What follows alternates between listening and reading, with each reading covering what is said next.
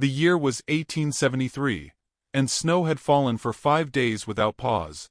It drifted across the plains in thick, white silence, wrapping the land in hush, and hiding the bones of autumn beneath its weight. In the last standing cabin at the edge of forgotten timber, a small flame quivered behind a warped glass window. Inside, a young woman sat hunched near the hearth, holding her hands out to a fire that gave more light than warmth. And Ora Wilde had stopped expecting kindness from the world. Her cabin, what was left of it, still smelled faintly of smoke from the summer fire that had claimed its roof. She had patched the gaps with tarred canvas and old quilts, sealing herself in like a wounded animal nursing her grief in solitude. The neighbors no longer came, and truth be told, they never truly had. Only once did they stop by, after her wedding was called off. After Caleb Booker left her standing in shame on the church steps, veil in her hands like a dropped promise, stomach hollow with something worse than hunger. They'd whispered ruined, like she was milk gone sour. She didn't argue. She just stayed. Her mother was buried out back, her father long gone to wherever angry men go when they can't control their daughters. She lived on potatoes, snowmelt, and silence. The silence, she found, was the easiest part. Tonight, though, something shifted in the wind. She felt it before she heard it, a weight pressing against the air, as though the cold carried a message her skin understood before her mind did. Her fire crackled low. A pop in the wood made her flinch, then settle. Then, 3 knocks. Not loud. Not rushed. Just deliberate. Like someone unafraid to wait. And Ora froze, her hand suspended over the skillet. She hadn't had a visitor in weeks, not since the preacher brought a sack of flour and a sermon she hadn't asked for. Most folks believed her a cautionary tale, a ghost in a ruined dress who chose disgrace over obedience. She stood, legs tight with hesitation, and made her way to the door. The wind howled outside, and the lantern above the door swayed like it too feared what waited. When she opened it, the snow swirled in with a hiss. Her eyes had to adjust. 2 tall shadows stood there, carved from storm and muscle and silence. Both shirtless, their bare chests scarred and steaming, the snow clinging to their dark braids like lace. Their eyes did not waver. They were Apache, and not from any local camp she knew. Giants, both of them. And yet they said nothing. They simply looked at her with the stillness of stone, and the exhaustion of men who had walked farther than anyone had a right to. "I." Her voice caught. She hadn't used it all day. The one on the left stepped forward slightly. His features were angular, severe, the kind of face chiseled by grief and shaped by war. A long red line ran down his shoulder. His breath misted in the air, but his gaze held steady. "We need shelter," he said, deep and slow. "Just for the night." The other man, quieter, stood with his arms folded across his chest. His eyes darted between her face and the snow. He looked younger, though his frame was just as broad. His lips were cracked, bleeding at the corner. And Ora didn't know if it was fear or instinct that made her hesitate. 2 shirtless Apache men. In her doorway. In a storm. Asking for her roof. She glanced behind her at the fire, then back to them. "One night," she whispered, stepping aside. They entered with no sound, no boots, only bare feet on wood, wet from snow, and presence that filled the cabin like smoke. She closed the door. Inside, the air was warmer but tense. The fire hissed in its grate. She moved around them like a stray dog circling wolves, unsure who'd bite first. They did not speak, did not sit. They simply stood there, as though awaiting some unspoken permission. "You can sit if you want." Her voice cracked again. She hated how small it sounded. The first man nodded once and moved toward the fire. He sat cross-legged, facing the flame. The second followed, glancing once at her face before lowering himself beside his brother. That's what they felt like. Brothers not by blood but by something deeper. A shared silence.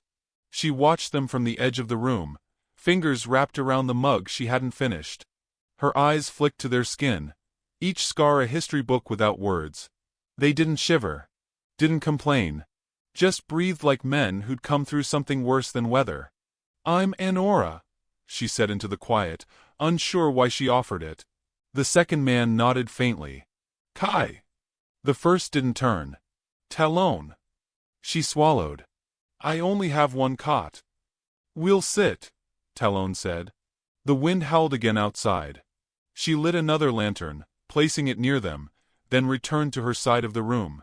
She poured a little stew into a tin bowl and hesitated, then walked it toward them. They say I'm a fool, she muttered as she crouched, setting it down. For staying out here alone. Kai looked up slowly. They don't know solitude. No, she whispered. They don't. For the first time in months, she didn't feel like prey. Talon took the bowl without thanks, but not out of rudeness. It was something else. Something like reverence. As if to say, I won't waste what cost you something. They passed the bowl between them, silent. Aura sat near the window, watching the wind whip through the trees. Her breath fogged the glass. She felt their presence behind her, strong, unspoken, steady. It was unnerving and comforting all at once. She thought of Caleb. How quickly he'd recoiled when she told him she couldn't prove her purity after her father struck her. How quickly he said, no man wants used things. How the church ladies never looked her in the eye again. But these men hadn't asked. Hadn't judged. Hadn't looked at her like a spoiled thing. They just ate. And sat. And breathed. Later, she laid down on her cot, facing the wall. She didn't sleep. The fire hissed. The storm groaned. Two shadows sat behind her, unmoving. She thought of the way Kai's eyes softened when he saw her stitched curtain. How Talon hadn't looked at her body at all. Only one night, she murmured to herself. But in her heart, something stirred. Something old and soft and terribly dangerous. She wasn't sure which frightened her more, the cold outside, or the warmth now flickering quietly inside. And still, she did not turn over. She just listened to the fire breathe, and to the presence of two strangers who, somehow, didn't feel like strangers at all. The wind had died by morning, but the cold had burrowed deeper. Snow lay heavy over the land like a secret too old to unearth. The cabin crackled to life again as Aura kindled the hearth with shaking fingers, her breath visible in the room's dim light. Behind her, the two Apache men stirred slowly, quietly, like they belonged to the silence itself. She hadn't expected them to stay. And yet, they hadn't left. Talon rose first, his frame towering as he approached the fire without a word. His bare chest bore a new mark, a scratch from some branch or scrape during the night storm. He didn't flinch when the cold air kissed it. He simply stood there, breath steady, eyes fixed on the flames. Kai stirred second, more softly, stretching like a man who hadn't slept deeply in days. He rubbed his shoulder, wincing, and when the blanket he'd wrapped around himself slipped slightly, Aura saw the gash, ugly, red, half-healed, swollen. She set the kettle on the stove and tried not to stare. But the wound called to her hands like something unfinished. I can clean it, she offered, voice barely above the simmer of water. Kai's eyes met hers. There was no suspicion in them, only surprise. After a moment, he nodded once. She gathered what little she had, an old bottle of whiskey, frayed linen strips, a half-broken tin basin. When she approached, Kai removed his blanket slowly, exposing his shoulder. The wound had crusted over but not well. It had the color of hurt that lingers too long. Her hands moved carefully, reverent like she was touching sacred ground. She dabbed with cloth soaked in whiskey. He flinched, just once. You've had this long? She asked. He hesitated. 5 days. And no one stitched it? No one was there. She said nothing. The fire popped nearby, a single ember flying like a firefly before vanishing. Talon didn't speak. He didn't even look. But his body was still, too still, as if he listened with his whole being. You should have let me sleep outside, Kai murmured as she wrapped the last strip. We brought the cold with us. I already had it, she said. You only made it quieter. For a moment, neither of them moved. Her hands rested lightly against the cloth she'd tied, and his breath caught, just slightly, beneath her touch. When she finally stepped back, her fingers were trembling. Not from cold. Not entirely. Later, she served what was left of the cornbread, slicing it into uneven wedges. She gave them the bigger pieces without ceremony. Kai said thank you. Talon nodded once. He never used more words than necessary, but his silence didn't feel cruel. It felt like something shaped by years of being misheard. The day crawled forward, the light never truly becoming day, only shifting from a deep gray to something paler. The world outside the cabin was blanketed, suffocated, beautiful. Inside, it smelled of smoke, starch, and waiting. She found herself watching Talon as he stood in the open doorway with an axe in hand. He stared at the treeline for a long time before striking the stump. The sound echoed across the snow like a cannon.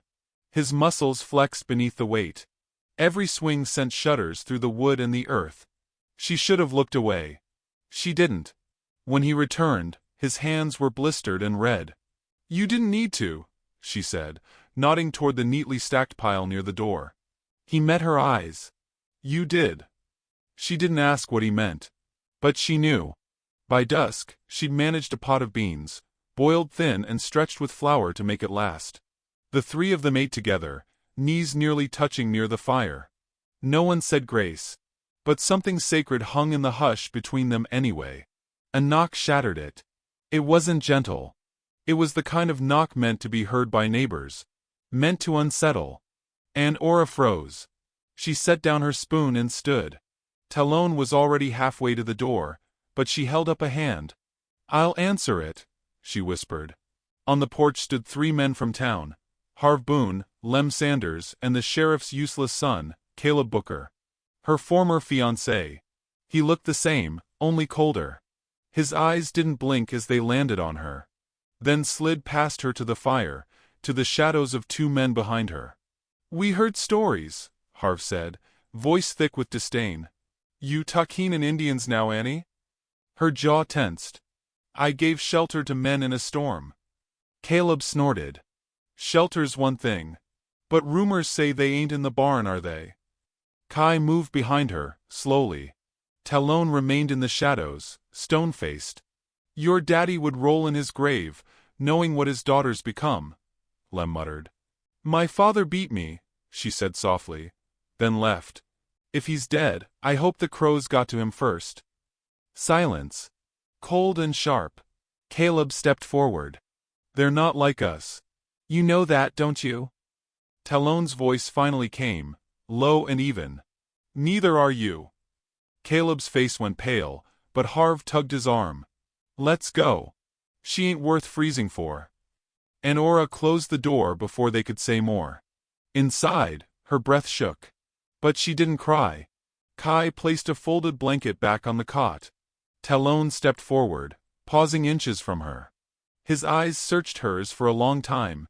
And then, without speaking, he reached for her hand.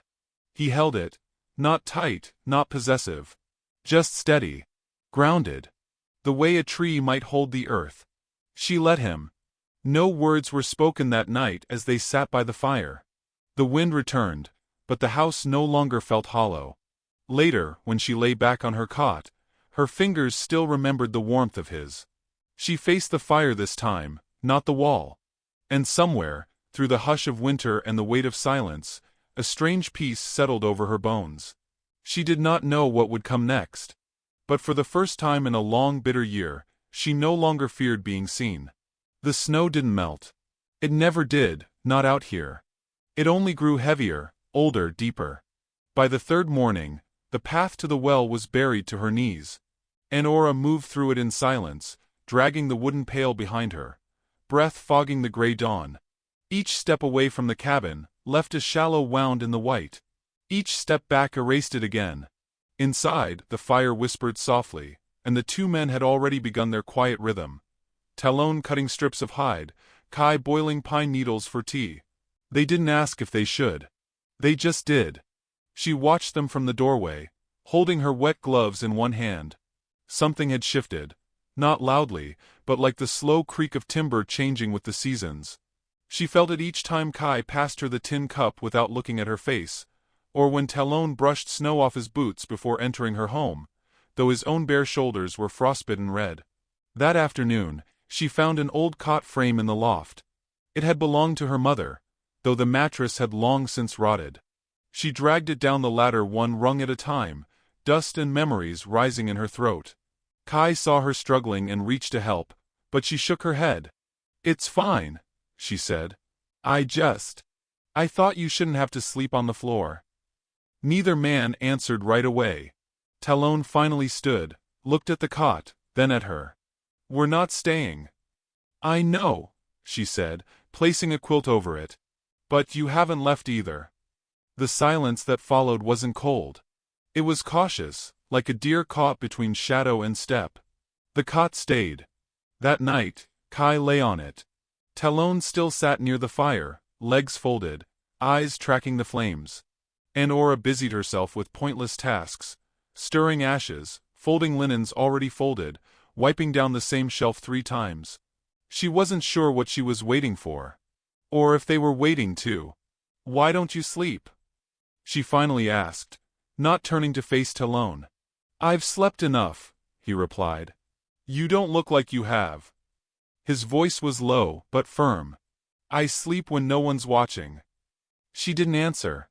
Didn't press. But she didn't forget the words either. Days slipped by like pages turned with care. They settled into something wordless but shared. A communion of presence. No declarations. No questions. Only the warmth of bodies nearby, the small miracle of morning tea, and the gentleness of space not demanded but given. Talon sharpened her knives one evening without asking. Kai mended a chair she hadn't even noticed was cracked. She baked 2 loaves of bread, giving them the fuller one without apology. Sometimes, when the wind was still and the fire steady, she almost believed they were family. But the town didn't forget. 2 children passed by one morning, just after dawn. They didn't knock. They only stared through the frostglass window. When they saw Talon sweeping the porch with her old broom, they ran off. That evening, a stone landed at her door. Tied to it was a note. "Horror of winter." She didn't cry. Not right away. She picked up the stone, walked inside, and placed it silently in the hearth. The paper she fed to the flame. It caught quickly, curling black with a hiss. Kai watched her but said nothing. His eyes looked older than they had the night he arrived. As if memory had caught up with him. Talon took his coat, the one she'd given him, and stepped outside without a word. He didn't return until nightfall. When he did, his knuckles were bloodied and his shoulders tense. She said nothing. Only offered him tea, which he took, holding the tin like it was heavier than iron. "Was it one of the children?" she asked quietly. He didn't answer. But she noticed how his chest rose slower, steadier, as he stared at her folded hands in her lap. Later that night, she brought another blanket to Kai. "You sleep too near the door," she said, voice barely audible. His mouth tilted. Not a smile exactly, but something near it. "That's where cold lives." She draped the blanket over his shoulder anyway. He didn't stop her. The next morning, she caught herself humming while cooking. It startled her, and she stopped midway. The sound had escaped without permission. She couldn't remember the last time melody had left her lips. Maybe before her mother's fever. Maybe before the wedding that never was. Maybe before shame became her shadow. She turned and found Kai watching her. Not staring. Just observing. Quietly.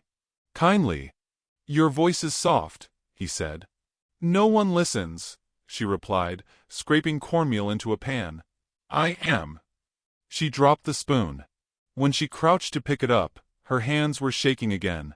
That night, the door remained unlatched. No one mentioned it. Talon sat beside the fire longer than usual. And Aura didn't retreat to her cot. She sat across from him, knees tucked, quilt over her lap. For a long while, the only sound was the whisper of logs and the moan of wind against the walls. "Why did you stay?" she asked him finally. He looked at her, slow and deliberate. His eyes were deep, not just in color but in burden. "Because you didn't look away." That was all. She didn't need more. The snow outside drifted against the door like a sleeping beast. The cot creaked as Kai turned over. Talon remained seated, his presence grounding the room like a root buried deep in winter soil. And Aura didn't sleep that night either. But she wasn't alone. And for the first time, she didn't feel haunted by what might come, only held by what had arrived and quietly remained. Snow hung in the air like breath not yet spoken, thick and slow and falling with a hush that wrapped the land in softness. The storm had quieted, but the cold had deepened, burrowing into the bones of the prairie, and the hearts of those trying to survive it. Inside the cabin, time no longer obeyed the clock. Days folded into one another like old letters, yellowed at the edges and sealed with silence. And Aura rose early now, not from habit but desire. There was a peace in waking before the fire burned bright, in seeing Talon outside splitting logs in the gray light of dawn, steam curling from his back. Kai would be inside, humming under his breath as he crushed dried herbs between his fingers, healing her tea, easing her cough. There was no talk of when they would leave. The cabin, once just shelter, had become something else entirely. One morning, as she stirred the pot of mush with the end of a broken spoon, she caught her reflection in the window. Her cheeks were pink again, her shoulders less hunched, her eyes softer, less guarded. "Does the tea help?" Kai asked behind her, his voice the gentlest kind of interruption. She nodded, not trusting herself to speak. The silence between them was no longer empty. It was full of things unspoken, the kind of silence that grew between people who had seen each other's bruises and chosen to stay anyway. But the world outside had not forgotten her. Or them. It was past midday when she heard hooves. 6 of them, by the sound. Too many for kindness. Talon was outside, chopping. She stepped onto the porch first, apron still tied around her waist. The riders didn't slow as they approached. Harv Boone again, and with him 3 others, faces familiar, names forgotten. They didn't dismount. Just circled her house like wolves who'd tasted blood once and wanted more. Harv spat into the snow. "Heard your pets are still here." And Aura said nothing. Her fingers clenched the edge of her apron, but she didn't move. "You keepin' them warm every night, is that it? Or do they take turns?" Talon stepped into view then, axe still in his hand. No shirt. Just steam and muscle and a stare that silenced every man before him. Harv stiffened. "You threatenin' us, boy?" Talon didn't answer. He didn't need to. The other men shifted in their saddles. One reached for something under his coat. Then, Kai stepped out. No weapon. Just a single, fluid movement, and suddenly he stood beside Aura, close enough that she could feel the heat of him through the fabric of her dress. "She's not yours to speak to," Kai said, voice even, quiet. The man who'd reached for his coat froze. Then turned his horse. Harv looked between them. "You're digging a hole you won't climb out of, girl." "She's not afraid of dirt," Talon said, still unmoving. Harv cursed, wheeled his horse and vanished into the white. The others followed. Snow swallowed the sound of their departure. And Aura let go of the breath she hadn't known she was holding. "I can't let this bring trouble to you both," she whispered. Talon stepped closer, lowering the axe to the ground. "It already has. But we stayed." She turned to Kai, who met her gaze like it wasn't a risk. Like it never had been. "I didn't ask you to," she said. "No," Kai replied. "You didn't have to." Later that evening, the cabin was quieter than usual. Not tense, just full. Full of words not yet said. Full of questions neither of them knew how to ask. Talon sat by the fire, carving something small from wood. Kai repaired a strap on her boot. And Aura baked, though no one was hungry. Her hands needed something to do. When the bread cooled, she tore it gently and offered the first piece to Talon. He didn't look up as he took it, but his fingers lingered against hers for half a breath longer than needed. She moved to Kai, who accepted his piece with a small smile, one that reached only halfway up his face, but still felt like summer. After the meal, she didn't retreat to her cot. Instead, she gathered a blanket, spread it by the fire, and sat between them. "Tell me something," she said into the quiet. "Anything. From before." Kai looked into the flames. "We used to trap rabbits with our uncle. Talon never liked to kill them, even for food. He'd always find a reason to let the smallest one go." Talon grunted. "The small ones taste like sinew." Kai smiled. He lies. He liked their ears. And Aura laughed then, soft and startled, the sound breaking out of her like sunlight through overcast. She turned to Talon. Is it true? He didn't smile, but his eyes warmed. They reminded me of people who run too much. Like me? She asked, voice low. He shook his head. You didn't run. You stayed. Silence wrapped around them again, but this time it carried no weight. When the fire dimmed and the bread was gone, and her hands no longer needed work, she stood. But she didn't move toward her cot. Instead, she turned and looked at both men, her voice steady as snowfall. You can't stay forever. No, Kai said. But we didn't come for forever. We came for a night, Talon added. And you gave us more. Her breath trembled. Then take more.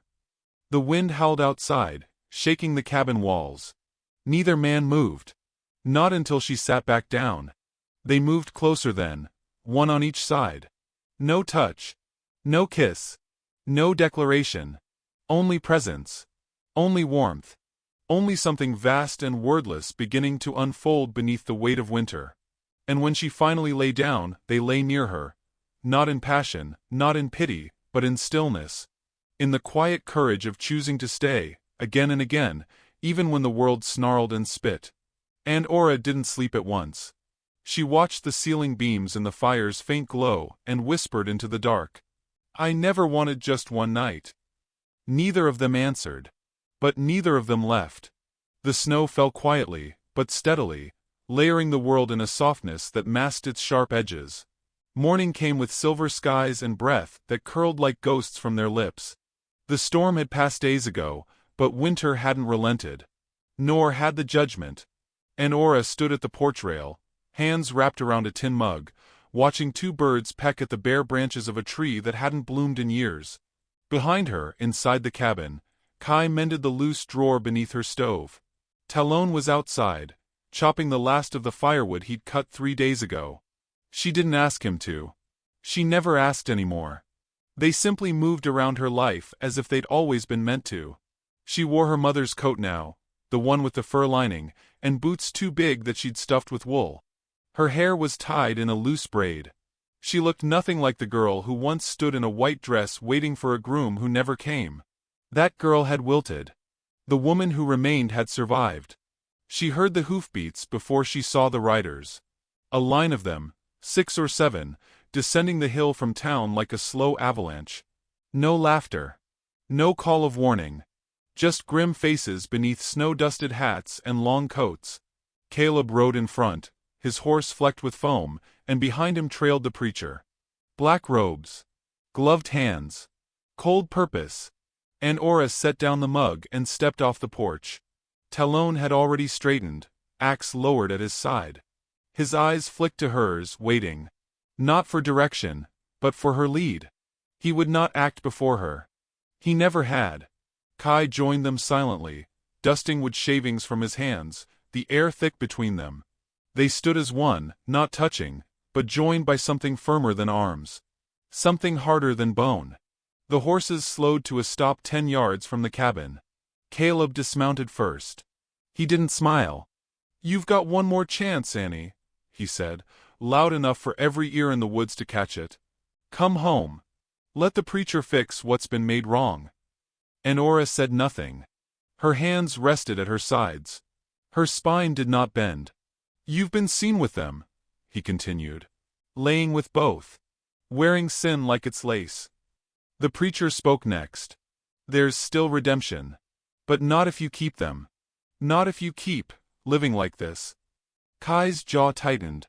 Talon didn't move. And Aura stepped forward, just one pace, the snow crunching under her boot. I'm not yours, she said. And I never was. Caleb's eyes darkened. They've bewitched you. They protected me when no one else did. The preacher raised a gloved hand. They're not of our ways. And Aura shook her head, slowly. Neither are you. You left me to rot for rumors. You all did. Caleb's voice cracked. I gave you everything. You gave me shame, she said. And when I needed love, you brought a rope. He went red at the throat, and his hand twitched toward the pistol at his hip. Talon stepped forward now, slowly, his height cutting a line through the cold. "If you raise that hand," he said quietly, "you will not get to lower it." The wind picked up, a low howl dragging across the hill like a warning from the earth itself. But Caleb didn't draw. He looked at Enora, then at the preacher, then back again. "I hope the snow takes you," he muttered and turned. One by one, the men followed him down the hill. No threats. No violence. Just retreat. But the silence they left behind was louder than any gunfire. Enora stood unmoving.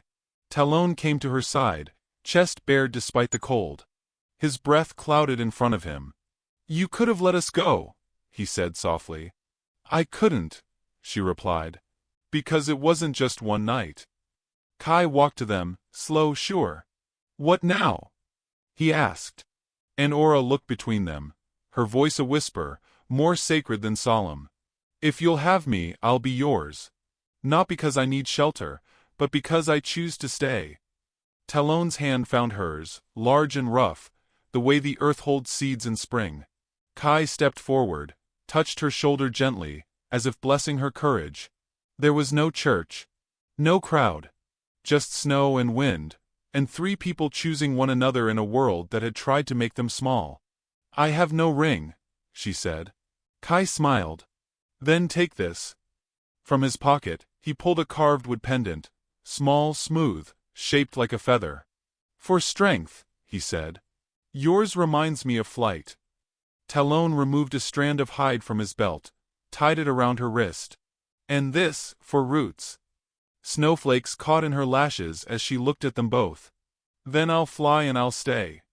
They stood in a triangle, breath rising around them like smoke from sacred fire. Nothing else needed to be said. Later, in the quiet of dusk, she stood again on the porch, watching the wind roll softly across the hills. Behind her, the hearth glowed. Inside, the world was no longer empty. It pulsed with laughter, breath, shared tasks, and things once thought impossible. The girl who had once whispered, "Just one night," was gone. In her place stood a woman who had claimed her own name, her own life, and two hearts that beat beside her. And as she leaned against the rail, eyes wide to the horizon, she whispered not to them, but to those far beyond. "Sometimes, the world gives you wolves when you asked only for warmth. But if you're brave, you'll find they were the ones who stayed by your fire when everyone else turned cold." Then she stepped inside and closed the door on winter.